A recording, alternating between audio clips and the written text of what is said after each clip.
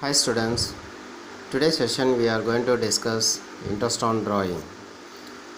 So interest on drawing and interest on capital both are small topic, but it gives more important because next three chapters, changing profit sharing ratio among the partners, admission of partner, retirement or death of partners, dissolution of partnership firm, all the chapters you are going to calculate interest on drawing and interest on capital.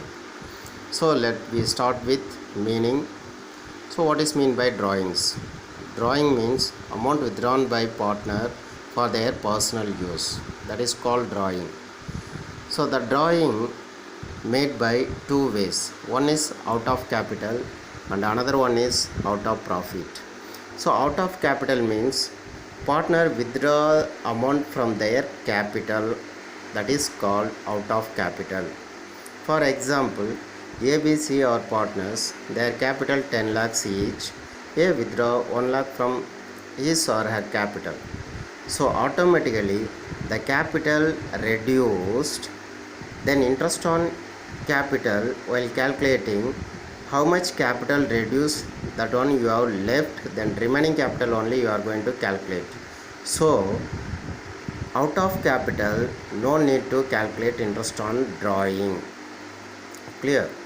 Then out of profit, amount withdrawn against profit, that means the partner withdraw amount out of profit.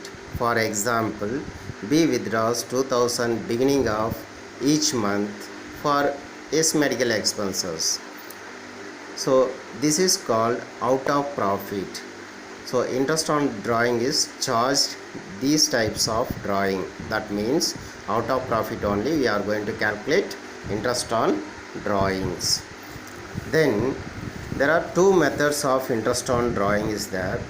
One is simple or product method, another one is average period method. First one, simple or product method. This method is useful when the drawing is unequal amount and different dates. I will explain with the sum. Any exercise I will explain.